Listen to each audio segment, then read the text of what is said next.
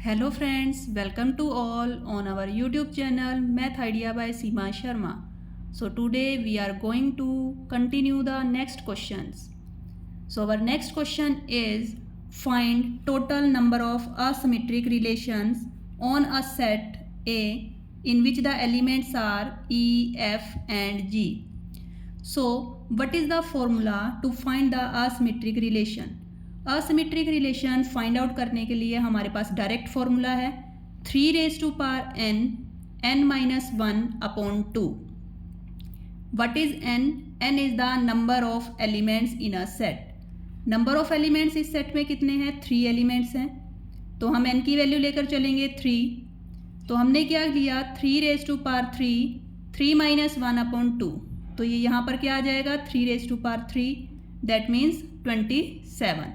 तो antisymmetric relations कभी भी फाइंड आउट करना आ जाए आपके पास तो हमारे पास डायरेक्ट फॉर्मूला है 3 n माइनस 1 अपॉन 2.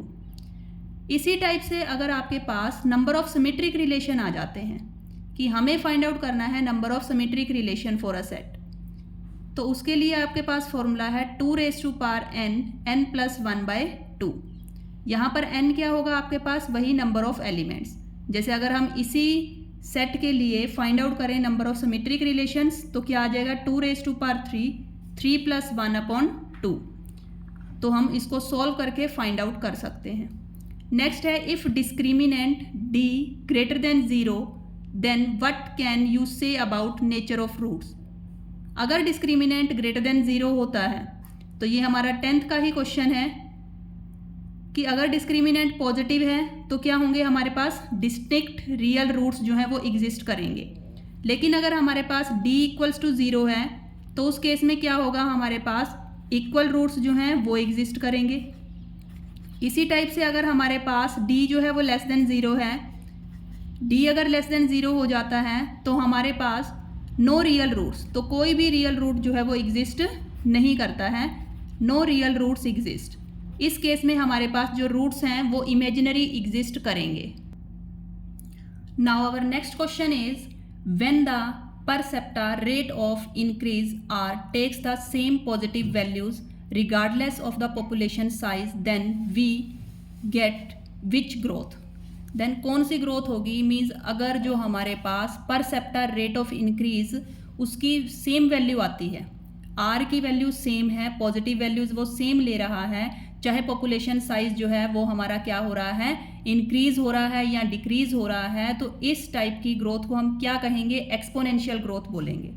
अब देखो एक्सपोनेंशियल ग्रोथ को हम किस टाइप से शो करते हैं? dn अपॉन में dt is equals to rn. अब देखो एक्सपोनेंशियल ग्रोथ होता क्या है? एक्सपोनेंशियल ग्रोथ होगा per capita growth rate does not change even if population increases. Means चाहे पॉपुलेशन इंक्रीज हो रही है तो जो परसेप्टा ग्रोथ रेट है वो इंक्रीज नहीं होगा, उसमें कुछ भी चेंज नहीं होगा, वो ना इंक्रीज होगा ना ही वो डिक्रीज होगा, वो सेम रहेगा. तो इस टाइप की जो ग्रोथ होती है उसको हम बोलते हैं एक्सपोनेंशियल ग्रोथ. नेक्स्ट आ जाता है लॉगिस्टिक ग्रोथ. जो लॉगिस्टिक ग्रोथ होती है उसमें क्या होता है हमारे पास कि जो आर जो है वो स्मॉलर होता है एज पॉपुलेशन मैक्सिमम. जैसे जैसे पॉपुलेशन इंक्रीज होती जाएगी वैसे ही जो परसेप्टा रेट ऑफ इंक्रीज है वो क्या होता जाएगा? स्मॉलर होता जाएगा. तो इस टाइप की जो ग्रोथ होती है वो हमारी लॉगिस्टिक ग्रोथ होती है.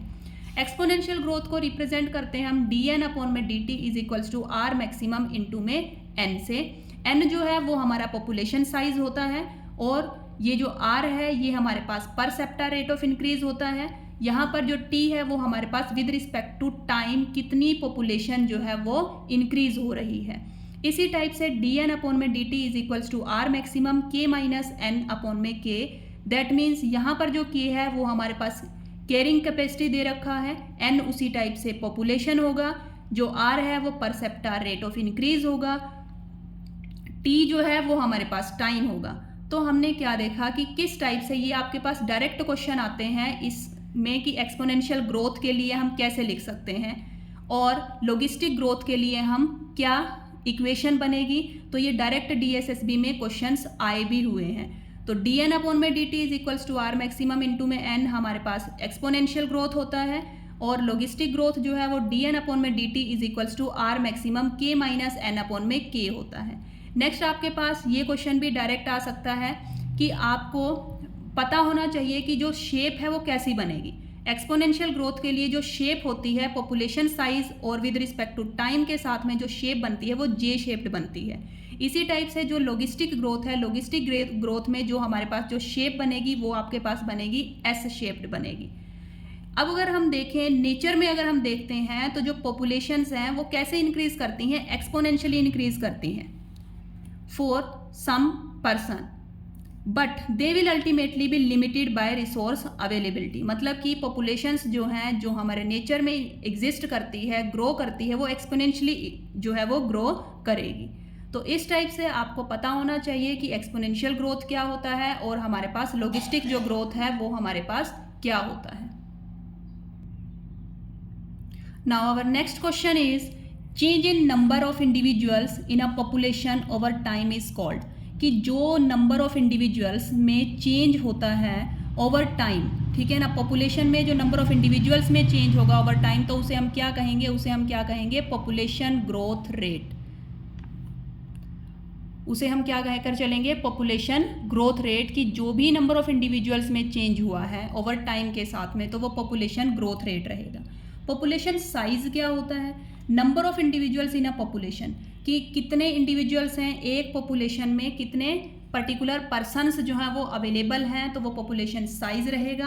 पॉपुलेशन डेंसिटी क्या रहेगी, individuals in a particular area, कि कितने इंडिविजुअल्स हैं पर्टिकुलर एरिया में। पॉपुलेशन ग्रोथ क्या रहेगी आपके पास, how the size of population is changing over time, कि जो पॉपुलेशन का जो साइज है वो कैसे चेंज हो रहा है ओवर टाइम।